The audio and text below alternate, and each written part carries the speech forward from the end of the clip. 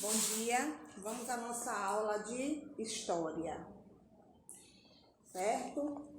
Nosso conteúdo de hoje é a primeira e segunda invasão francesa.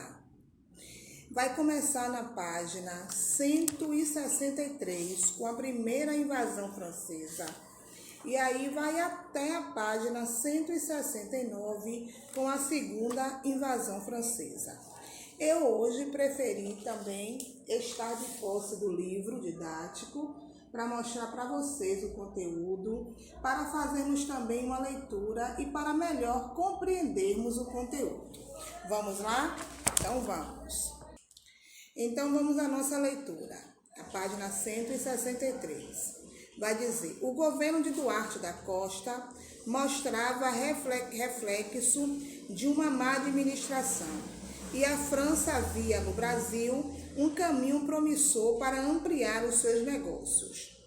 Não encontrando resistência pelo lado português, os franceses continuaram tomando espaço em diversos pontos do território brasileiro. Eles não aceitavam as condições do Tratado de Tordesilhas, que dividia as novas terras em duas regiões, a dos portugueses e a dos espanhóis.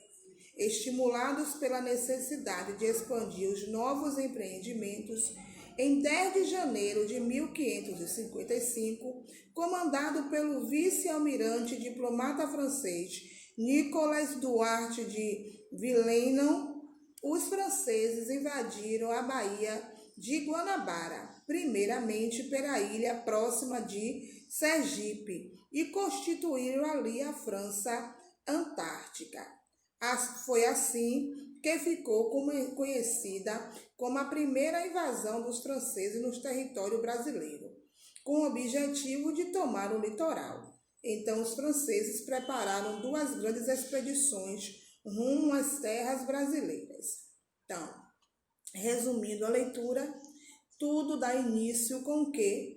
Com a má administração de Duarte da Costa e com a insatisfação dos franceses ainda com o Tratado de Tordesilhas. Vocês lembram, né?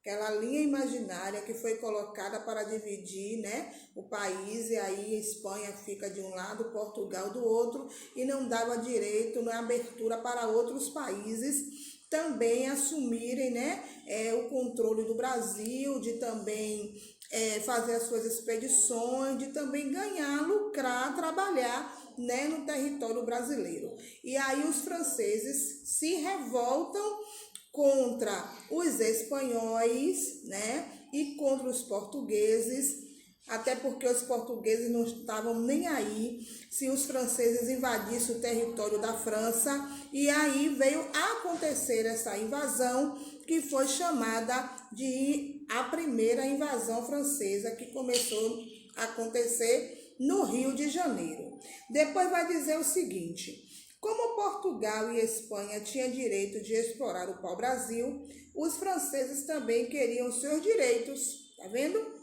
Garantir seu lugar no litoral sul e conseguir exercer a sua religião protestante. Então, foram eles que trouxeram a religião protestante que hoje permeia no todo o mundo, né? Tem os evangélicos tradicionais e tem os evangélicos que são os protestantes. Depois disso, os franceses se aliaram aos indígenas da região. Essa união garantiu, pelo menos por algum tempo, a permanência dos franceses no Brasil, já que os tupinambás, junto com outras nações indígenas, atacavam os portugueses e lutavam pela liberdade e não escravização das tribos. Os ataques ficaram intensos, pois os portugueses exploravam os indígenas cada vez mais. Vocês sabem que quando eles chegaram aqui, os indígenas já estavam, né, nas terras, e os indígenas passaram a ser uma espécie de escravo para os portugueses, né? Cansado, os indígenas se uniram, criando a Confederação dos Tamoios para lutar contra essa exploração. Os franceses se contentavam em negociar diretamente com os indígenas, que em troca de presentes, como a gente já falou em aulas passadas, né? Ouro, bijuteria, pedras, espelho, pente, que ele não era ainda conhecido ainda dos indígenas, né? Eles faziam essa troca, trabalhavam para os portugueses em troca desses objetos. Forneciam produtos tropicais e pau-brasil. Com essa prática, os franceses se tornavam cada vez mais perigosos, porque iam fazendo um reconhecimento dos melhores pontos do nosso litoral. O governo geral de Duarte da Costa não fez muito para expulsá-lo. Foi Mendes Sá quem organizou o movimento de expulsão. Para isso, tomou duas providências. Qual foram essas duas providências? A primeira, pediu ajuda à metrópole, né? Nação em relação às suas colônias. Enviou Anchieta e Nóbrega para pacificar os indígenas. Os jesuítas estabeleceram com os nativos o tratado Paz de Iperoigué, dissolvendo assim a Confederação dos Tamoios. Mendes Sá enviou ao Rio de Janeiro seu sobrinho Estácio de Sá, que havia chegado com reforços de Portugal, com a finalidade de expulsar os franceses. Estácio de Sá fundou o Forte de São Sebastião do Rio de Janeiro no dia 1º de março de 1565. Morreu pouco tempo depois em um combate com os franceses, em 1567. Os franceses foram derrotados pelo governador-geral e abandonaram a Baía de Guanabara. Daqui a pouquinho eu vou trazer também os slides com todo o resumo dessa leitura que a gente está fazendo agora, mas é necessário fazer essa leitura para que vocês tenham conhecimento, porque eu sei também que vocês quase não fazem a leitura dos textos, né? Dos conteúdos. E eu estou sempre aqui reforçando com vocês a importância de se ler o conteúdo. Aí vocês passam logo para poder responder as questões. E também saber aprender a consultar o texto para achar as respostas. Então, a gente vai aí para a segunda invasão francesa. Então, a primeira foi porque Duarte da Costa não teve uma boa administração. Os portugueses também já estavam explorando por demais os indígenas. Os indígenas se revoltaram, fizeram o seu próprio grupo e se aliaram aos franceses. E aí tudo foi por água abaixo, mas aí quem foi que expulsou os franceses? Mendes Sá.